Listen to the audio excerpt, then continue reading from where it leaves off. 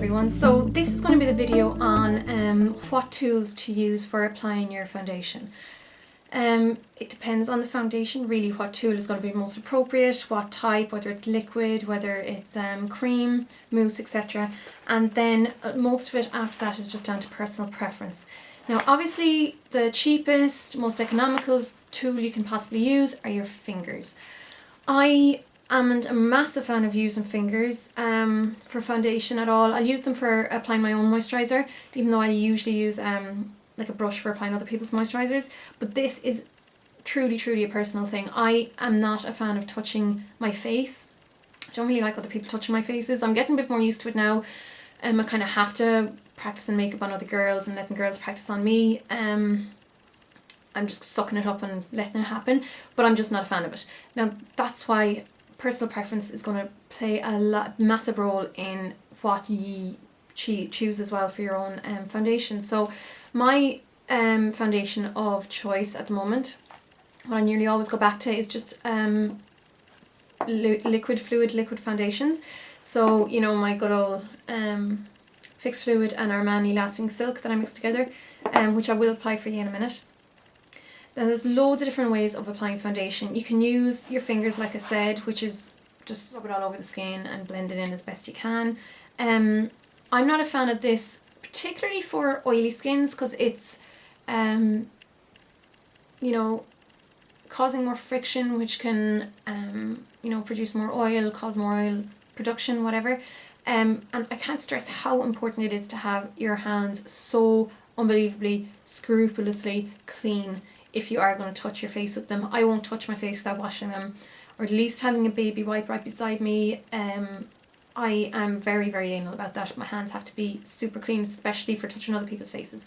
So one of my favourite brushes for applying liquid foundation is this one. It's the Duo Fibre brush. It's not the traditional foundation brush, which is this. I'll go on about this in a minute. But this, I find, is just, most people will agree that these give the best finishes. It's called a Duo Fibre brush because it has natural hairs. From the black ones are natural, and then the top ones, the longer ones, which run all the way through the black, are synthetic. So the synthetic hairs will apply the foundation onto your skin, and then you have the support of the natural hairs for buffing in. So this just gives a really seamless finish. It doesn't leave lines on the face. You could stipple it on for, you know, more of that airbrush look, but it does take a little bit more time. You have to have more patience with it. I'm not a big fan. I'm more of the kind of stipple and buff kind of girl.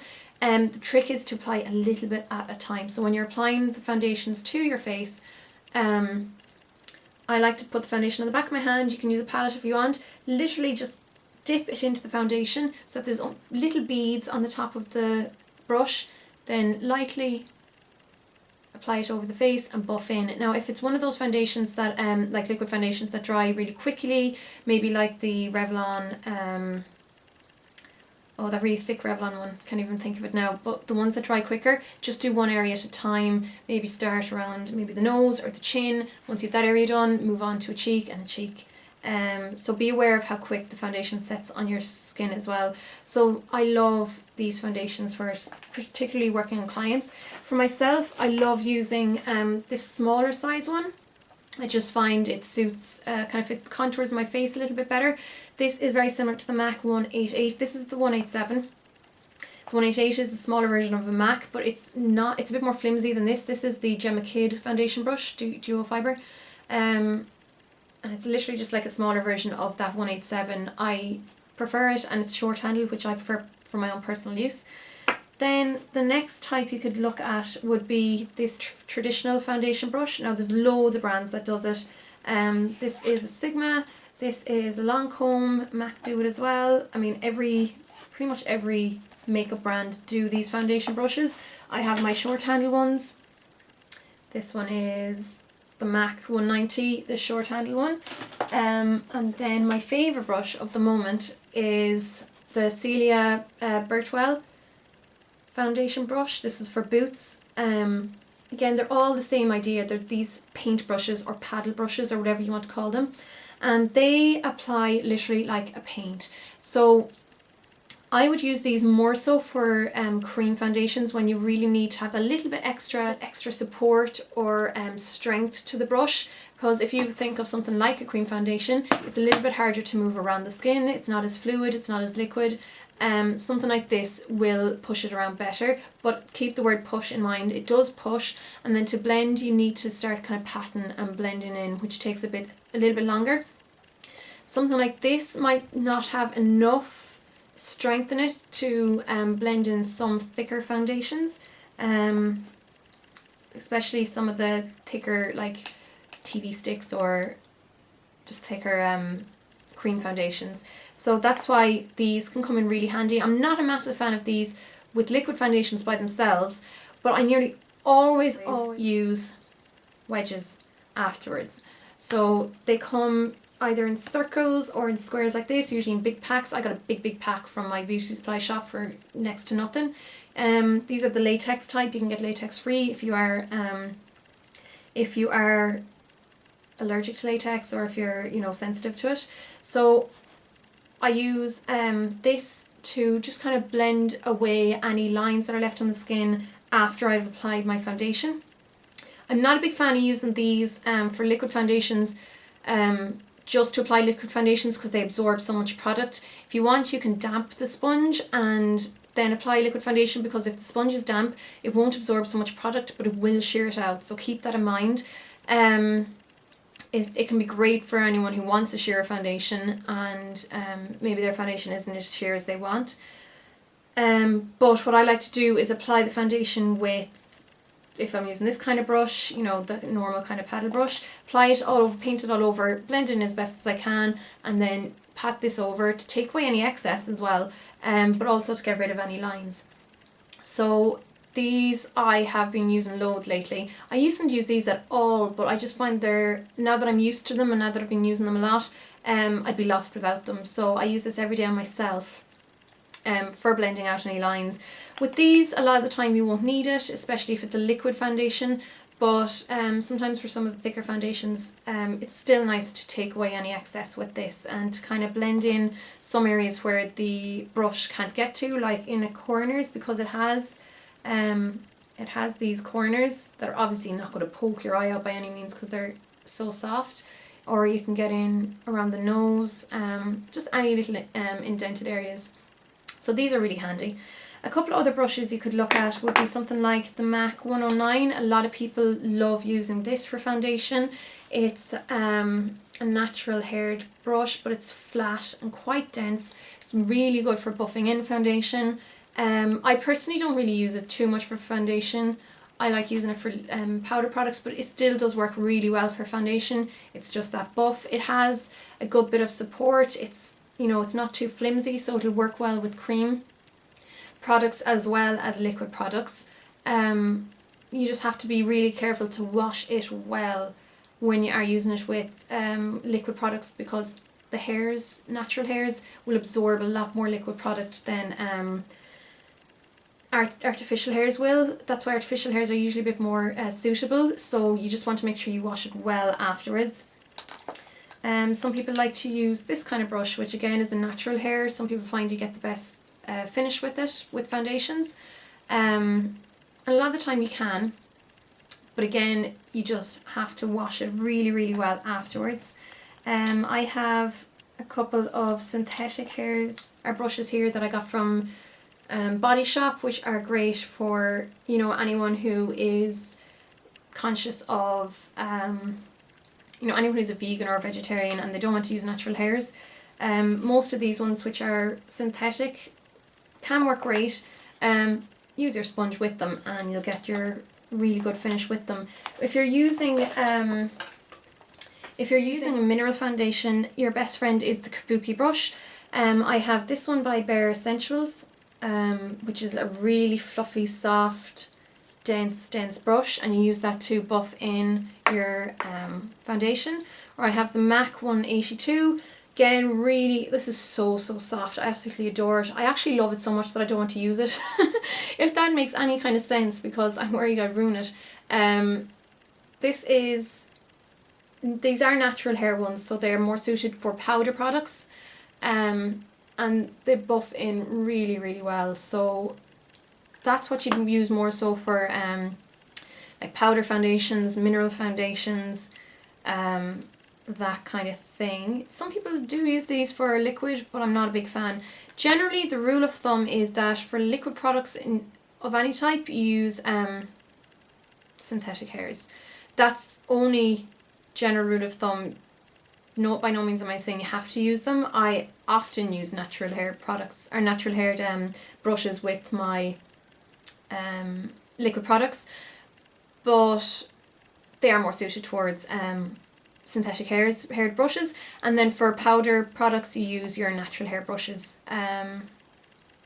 for applying them. So I think that's pretty much the most all the products I have anyhow for applying foundations. A lot of compacts come with those round sponges, but it's the same idea, just a different shape as these. There's that beauty blender one that's out at the moment. I don't know, it's been around for ages, I just haven't tried it. It's in the shape of an egg, and it's meant to be really, really good. I've seen Encore going on about it, and then Wayne from LetzMakeup Artist has done a video on it as well, so check out their videos, search their videos if you want to see what that one's about. But I think that's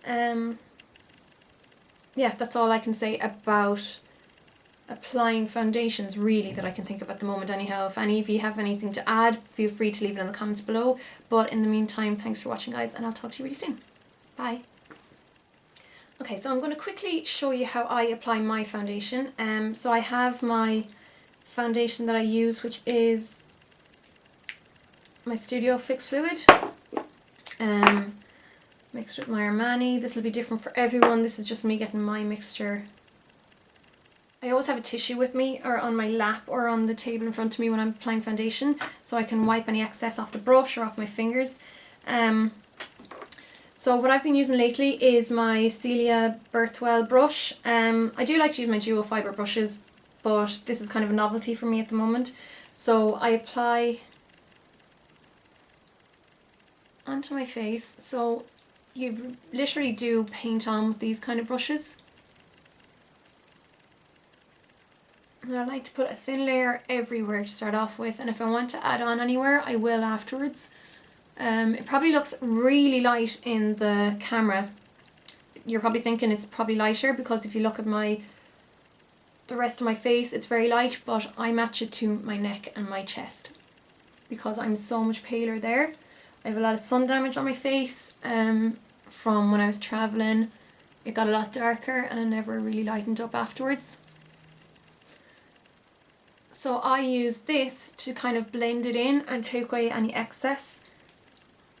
These foundations give really good coverage without having to apply too much, so that's why I'm not worried about the sponge taking away everything I've put on. It doesn't really do that. It just kind of, if anything, it helps push it into the skin.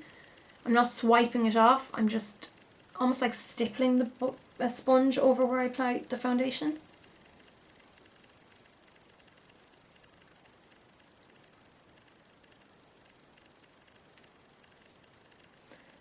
And then just finish applying that all over the face.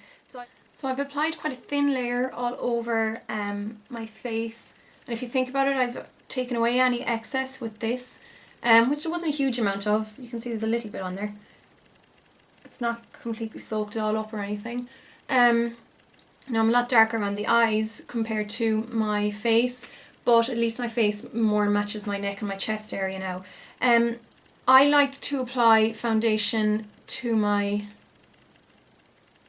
eyelid. This is different for everyone. You'll find some, and you can see how much it lightens up. Completely lightens up the area compared to this side. But it's funny because some top makeup artists will tell you always do this, and others will tell you never do this. There's no rights or wrongs really here, and I hate if anyone tells you that you have to do something. Generally, it's all personal preference, and you find what works better for you. I mean, if you think about it, the makeup artist Ray Morris, she says always apply foundation to the eyelids as a primer to take away, you know, to take away any discoloration, to lighten it up, which is what I like to do.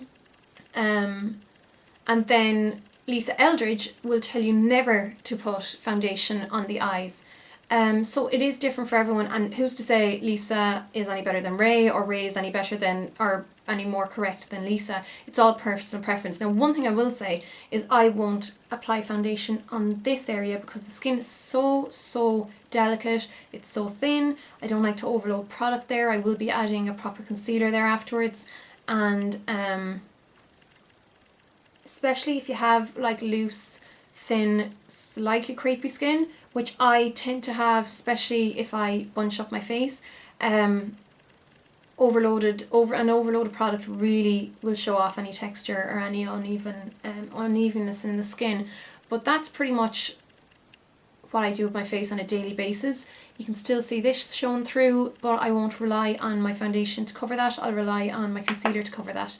But yeah, hope this helped, guys. Thanks.